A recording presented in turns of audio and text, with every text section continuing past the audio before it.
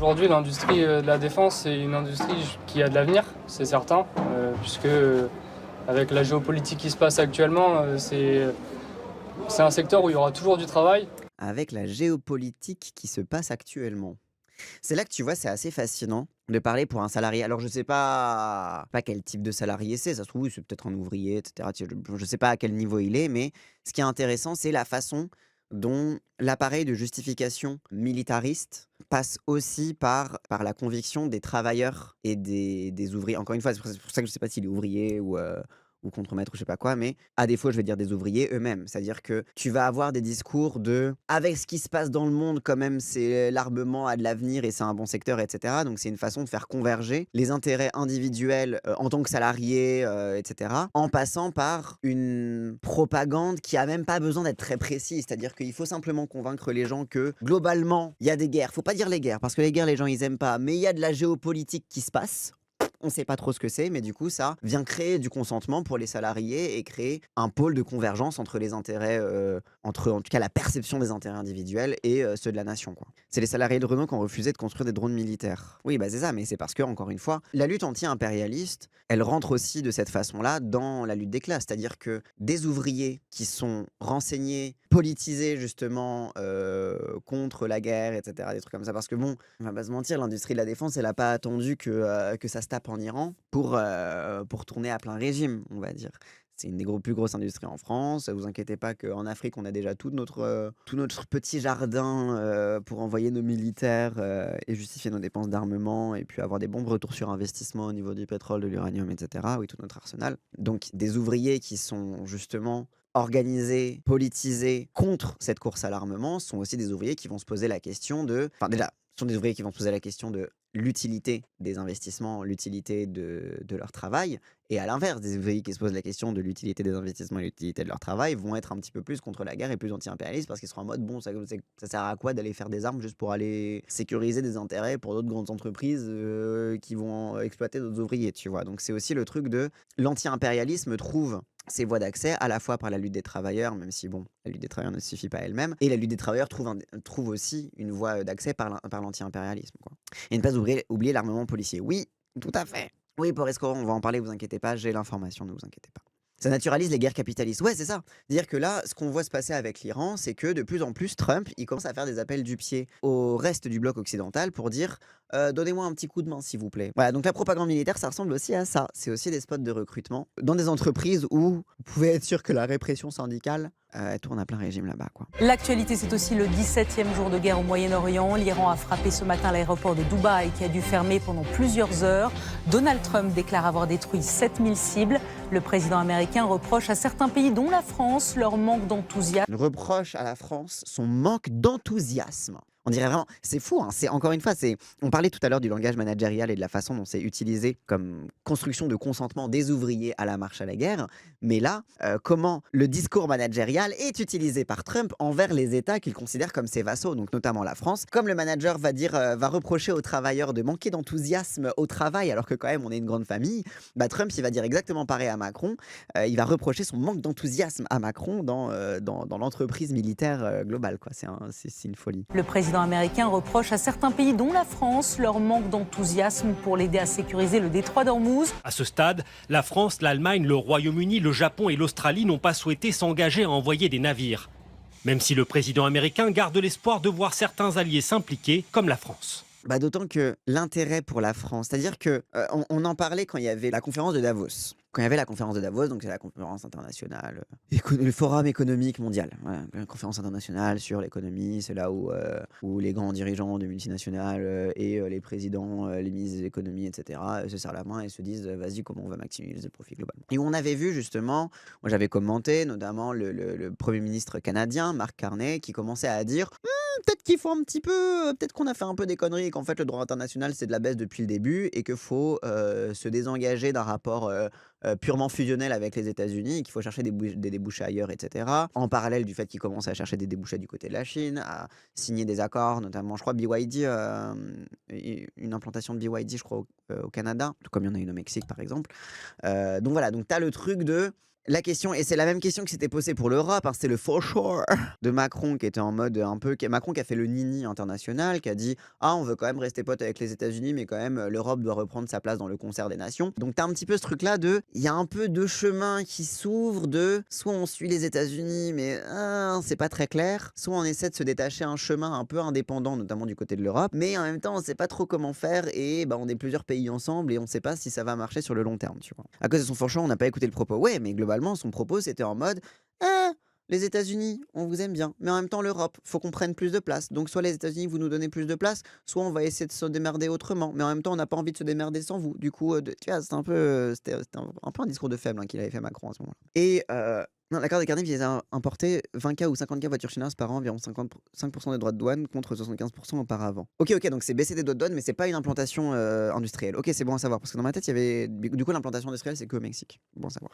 Et donc, par exemple, typiquement, là, le fait de voir les États-Unis s'enfoncer comme des bozos sur l'Iran, je pense que, au niveau de la France, je pense que la France est un peu en train de regarder ça en mode vas-y, si on se met à parier, comme le font certains traders de plus en plus, si on se met à parier contre les États-Unis, peut-être que c'est l'Europe qui va récupérer une partie du bousin parce qu'on reste la sphère d'influence occidentale et l'entièreté de l'économie mondiale ne va pas se rabattre instantanément sur la Chine. Et d'ailleurs, c'est aussi notre intérêt de ne pas se rabattre instantanément sur la Chine parce qu'en ce moment, la Chine, ils ont une petite crise de production. Je pense qu'il y a un peu ce truc-là où le reste des pays, un petit peu des grosses puissances mondiales, ils regardent les États-Unis en mode. C'est un peu comme les vidéos au Canada, des gens qui glissent sur la glace, et t'attends le moment où ils vont se péter le cul dessus, ou alors le moment où juste ils vont continuer de glisser et tu vas être en mode oh là là, joli, beau rattrapage, etc. Et j'ai l'impression que le reste des grandes puissances regarde un peu les États-Unis en mode non, vas-y, ouvre la voie, on te regarde. Et dans le doute, ça nous arrange si tu te pètes la tronche, quoi.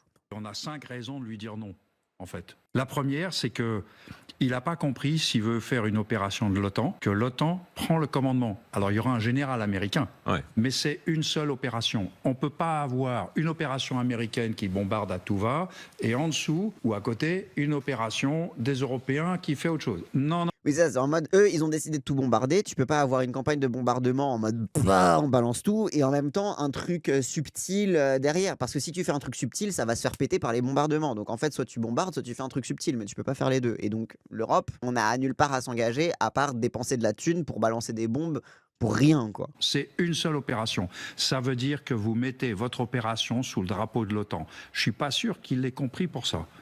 La deuxième raison, c'est que pour faire ça, il va falloir que l'OTAN se mette d'accord. Et d'autant qu'en ce moment, l'OTAN commence de plus en plus à essayer de dessiner une doctrine qui soit le plus émancipée possible des États-Unis. C'est-à-dire que pendant très longtemps, l'OTAN était un petit peu le véhicule de l'influence états-unienne. Et là, entre le désastre en Ukraine, les États-Unis qui se ridiculisent en Iran, etc., t'as un peu ce truc-là où l'OTAN commence de plus en plus. Et puis aussi, tout simplement, la sensibilité des généraux français au discours d'extrême droite des États-Unis où ils sont en mode on préfère notre extrême droite de chez nous si possible. Donc oui, il y a de plus en plus aussi une recherche de la part de l'OTAN de faire de l'OTAN un vrai pôle européen et pas juste un relais de l'influence états-unienne. Donc en fait, c'est aux Américains de poser sur la table notre effet final recherché et nos objectifs stratégiques. Ouvrir le détroit d'Ormuz, c'est déjà un objectif, on peut pas le nier. Oui, mais il faut qu'ils le fassent pour toute l'opération. Parce que nous, on va pas rentrer dans un truc où on nous dit juste ça. Et puis... Oui, et t'as aussi l'autre truc des généraux européens qui sont en mode Trump, il peut pas juste nous demander d'aller débloquer le détroit. Genre, on n'est pas ces putes. On n'est pas là juste pour être en mode Trump qui dit allez là-bas, débloquez-moi ce truc. Pendant ce temps, je me concentre sur autre chose. C'est en mode bah non, si on y va, on y va pleinement. Et c'est nous qui décidons. Et tu peux pas juste nous demander d'aller là où tu demandes. En fait, non, ça fonctionne pas comme ça. Genre, on est des pays indépendants, on décide où on va et on n'est pas juste une succursale de l'armée américaine. Voilà, c'est vraiment le truc en ce moment de l'OTAN qui essaye justement de se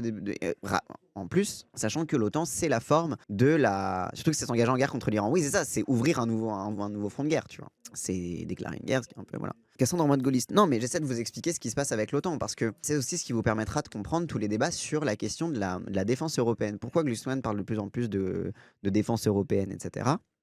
C'est que aussi, en gros, pour vous expliquer concrètement, le cadre réglementaire européen actuel fait que tous les accords de défense sont soumis aux accords de défense qui sont supérieurs à ceux de l'Union européenne, globalement. Donc en gros, tous les accords de défense déjà existants sont le cadre dans lequel tout accord de défense européenne doit être mis. Donc concrètement, si tu regardes par rapport au cadre réglementaire européen, par défaut, la défense européenne, c'est l'OTAN. Puisque l'OTAN, c'est déjà un commandement intégré, avec plusieurs états-majors qui se coordonnent, etc., et qui comprend beaucoup de pays de l'Union européenne, et donc qui du coup concerne largement l'Union européenne. Donc pour comprendre un petit peu tous les trucs de Glucksmann, etc., c'est que la remontée un peu en puissance du discours sur il faut une défense européenne, etc., est complètement corrélée avec la recherche de l'OTAN d'indépendance vis-à-vis des Européens. Tout sauf l'Autriche, l'OTAN. Ouais, c'est ça, de fait, l'OTAN, c'est la défense européenne. Et du coup, la tentative justement de se désengager progressivement du giron états-unien et de dégager une voie et une doctrine un peu plus indépendante au niveau des puissances européennes qui composent le commandement de l'OTAN, c'est aussi une façon de donner vie à cette fameuse marotte de la défense européenne. Donc c'est pour ça que quand Glucksmann il parle de la défense européenne, c'est en ligne avec cette recherche d'indépendance-là. Donc il y a un peu une guerre, une bataille, pas une guerre, mais une lutte pour à qui va échoir l'OTAN et qu'est-ce que va être l'OTAN. Est-ce que ça va rester un truc d'influence états-unienne, ce qui n'est plus vraiment le cas en vrai de vrai, hein. Ça commence à faire chier les états-majors européens de plus en plus, ou est-ce que ça va complètement se détacher, enfin, d'un point de vue purement stratégique des États-Unis et des objectifs des États-Unis. Bref, CIA. Après, les gens, à force de dire CIA, vous oubliez très vite la DGSE, quoi. Vous oubliez, en fait, je veux bien qu'on fasse la blague OTAN, CIA, etc. Mais le risque, c'est que l'OTAN ne soit plus la CIA et que l'OTAN soit nous. Et nos intérêts rappellent qu'on est quand même des nations impérialistes aussi, hein.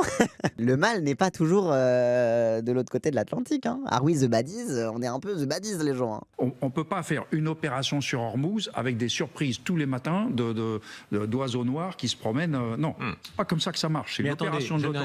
Vous avez travaillé avec les Américains pendant des années. Vous étiez au cœur de l'OTAN. Vous êtes le Français qui a été le plus gradé dans la chaîne opérationnelle. Quand même, vous étiez les petites putes de l'OTAN. Pourquoi vous voulez pas vous étiez les petites putes des États-Unis. Pourquoi vous acceptez plus d'être les petites putes des États-Unis, quoi? D'où vous avez du consentement maintenant? C'est un peu ça la question du mec. De l'OTAN. Si vos vieux copains généraux américains venaient vous dire, écoutez, viens, aide-nous, c'est crucial pour le monde de libérer ce détroit maintenant, qu'est-ce que vous leur dites? Je dirais, on va se mettre d'accord, mais vous nous dites par écrit ce pourquoi on s'engage. Oui, et aussi ça, vous pouvez pas le faire parce que Trump le dit en conférence de presse à l'oral. Vous nous faites un truc correct. On parle entre militaires, vous mettez par écrit des ordres, des intérêts stratégiques, etc. Et là, on discute là-dessus, quoi. Genre, vous commencez pas à nous dire « Ah, venez !» et puis on va venir. Non, c'est pas genre vous nous sifflez et puis on arrive, quoi. Votre objectif. Là, après, on discute. Vous nous dites ce que vous voulez. Après, on discute. Et c'est pas des tweets. Et c'est pas des trucs qui changent toutes les 2 minutes. Donc, déjà là, il va falloir que Trump lui-même sache. Les généraux sont réalistes et Trump est des lulus. Oui, les généraux appartiennent quand même à une tradition militaire qui recherche avant tout la stabilité et recherche avant tout la prévisibilité. Et rappel, hein, la stabilité au niveau européen, c'est s'assurer qu'on garde la main mise sur l'Afrique, c'est s'assurer que les routes commerciales sont ouvertes, etc. Voilà. Mais en tout cas, cette stabilité et cette prévisibilité est mise en danger par Trump. Parce que c'est tout l'inverse de la stabilité et la prévisibilité. Donc c'est aussi ça, c'est qu'en fait, Trump... Oui, c'est ça, c'est le cauchemar des militaires, oui, de fou. Et donc, c'est aussi un truc qui, forcément, ne peut pas cadrer. Déjà, les militaires états-uniens, ils sont un peu en mode fait chier, mais les militaires européens, c'est encore pire. C'est encore une tradition différente, quoi. C'est pas un non, il ne faut surtout pas se mêler des autres et commencer à faire des guerres impériales contre l'Iran. Non, sur le principe, ils sont pas contre. Mais ils sont en mode, il faut faire correctement des guerres impériales. Il faut respecter l'art et la manière de faire des guerres impériales. On ne peut pas faire ça n'importe comment, quand même. Il y a des experts, nous avons une longue tradition, il faut la respecter, quoi. C'était il y a 2 mois. Il fallait qu'ils nous disent, même dans le secret, l'OTAN est capable de garder le secret. Les gars... fin février, je commence un truc... Voilà. Au pire, on aurait pu faire des négociations secrètes, hein. Voilà, on a l'habitude de faire des négociations secrètes pour préparer des guerres impériales. Et qu'on les fasse, quoi. Fais une réunion, bordel. Alors, ça m'arrangerait qu'on prépare, parce que vous voyez ce que je veux dire, et on se serait mis d'accord en secret, c'est possible. Bon, la 3e raison d'envoyer péter, c'est que c'est pas une question de moyens, en réalité, le détroit d'Ormuz. C'est qu'il veut partager le risque politique. Lui-même dit, il n'est pas à 4 frégates près, il n'est pas à 1000 soldats près. Intéressant, parce qu'il y a un petit peu ce débat dans la sphère de la recherche et du journalisme sur les relations internationales, où t'en as qui sont beaucoup en mode, c'est une question de thunes. Trump, il a un gros problème économique à la maison et il veut pas trop que la guerre lui coûte cher parce qu'il sait que chez lui, les États-Unis, ils aiment pas trop ça.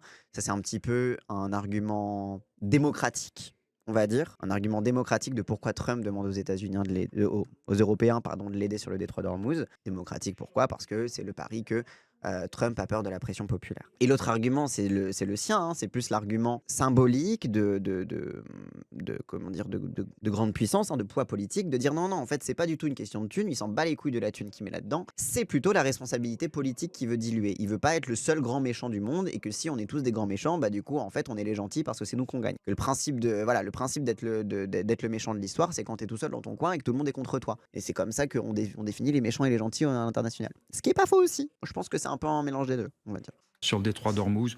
Donc en réalité, il veut partager le risque politique et pas le risque militaire. Il y a quand même des moyens, pardon si j'ai bien compris, que la France a notamment des dragueurs de mines, etc. Oui.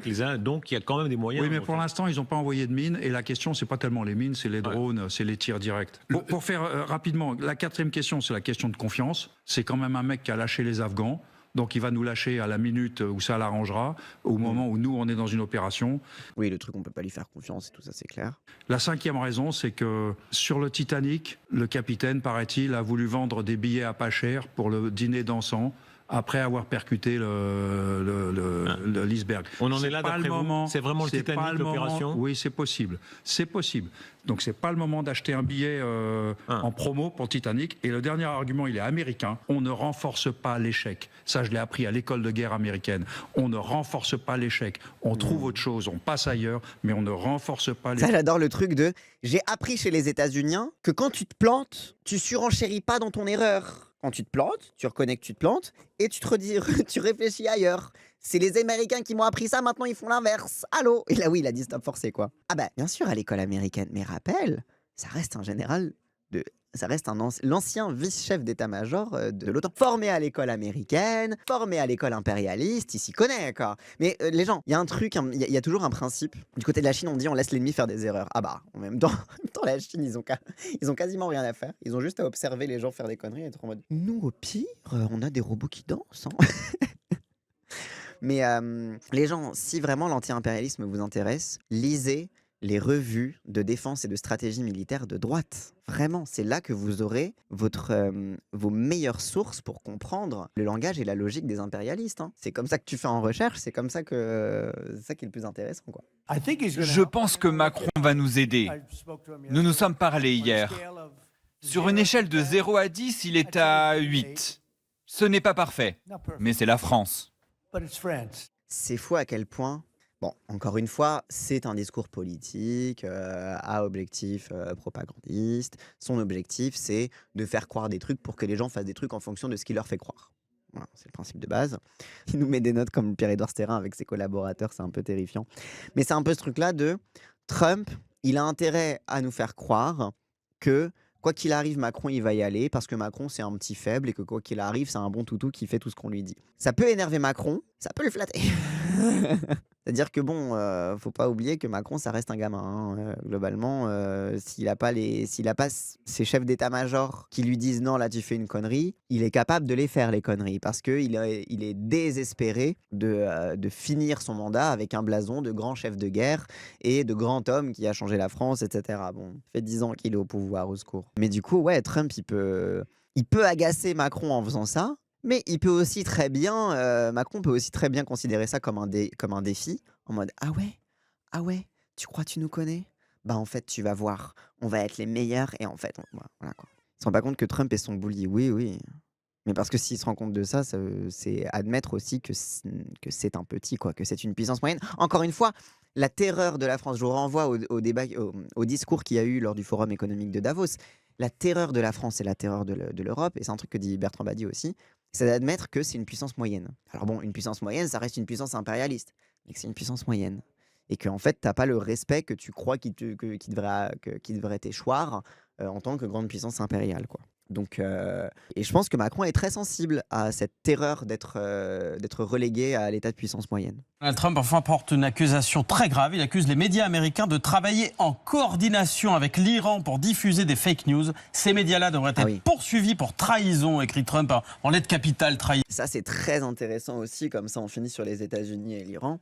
J'en avais parlé un petit peu lors d'un live précédent. En ce moment, tu as de plus en plus de journalistes qui commencent à percer un petit peu le mur de la censure militaire et commencent à dire, en vrai, on est en train de s'embourber en Iran. Et commencent à dire, bah, les gens, c'est la sauce. En fait, commencent à dire ce que disent les médias européens depuis 2-3 semaines, quoi. C'est-à-dire que depuis 2-3 semaines, les médias états-uniens disent que l'opération est une catastrophe pour les États-Unis, qu'ils ont des pertes assez lourdes, etc. Et ça a mis du temps avant que la plupart des chefferies éditoriales commencent aussi à dire qu'il y a des pertes extrêmement lourdes pour les États-Unis. Et du coup, là, il y a un gros enjeu de contrôle de la propagande de guerre aux États-Unis et Trump se rend compte qu'il est en train de perdre progressivement la bataille de l'opinion publique parce que aussi les journalistes et les chefferies éditoriales savent qu'ils n'ont plus rien à gratter en fait chez les MAGA. Ils ont très bien compris entre les raids de ICE, entre les décisions autoritaires de Trump sur les rachats d'entreprises audiovisuelles, etc., sur les rachats de télé, de trucs comme ça.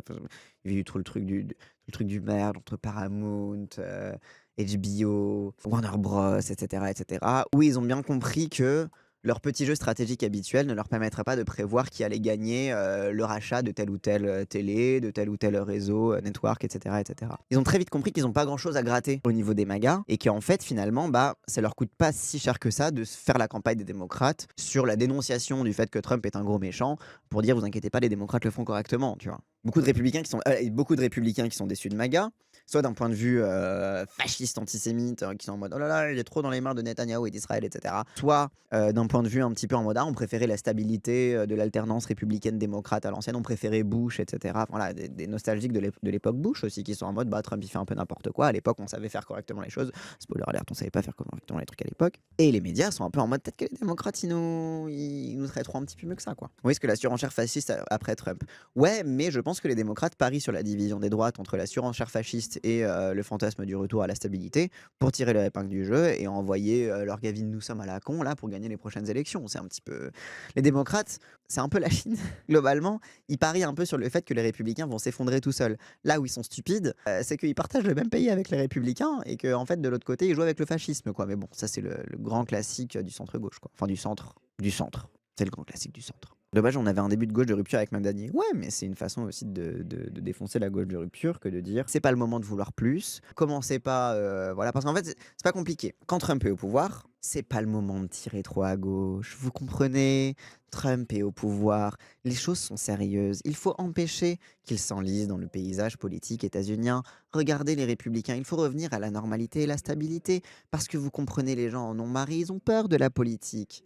Et quand c'est les démocrates qui sont au pouvoir, c'est « mais vous comprenez, c'est pas le moment. Vous voulez mettre en danger la fragile victoire des démocrates. Alors que l'extrême droite est au tournant. Regardez les républicains, ils sont en train d'aiguiser leur couteau pour reprendre le pouvoir. » Ça va être tout le débat à OC Newsom pour les primaires. Ouais, c'est ça. Ça va être le clivage et les anathèmes qu'on va avoir là pendant les prochaines années. Parce que je rappelle que leur mandat, ça dure 4 ans, donc c'est très court et ils passent leur vie en campagne, les États-Unis. Hop, et avant de partir, n'hésitez pas, si cette vidéo vous a plu, à liker, commenter, partager. Comme d'habitude, ça aide à faire tourner l'algorithme. Et si vous voulez me soutenir financièrement, n'hésitez pas à cliquer sur le lien Stream Elements qu'il y a dans la description de cette vidéo. Allez, cette fois, je vous laisse.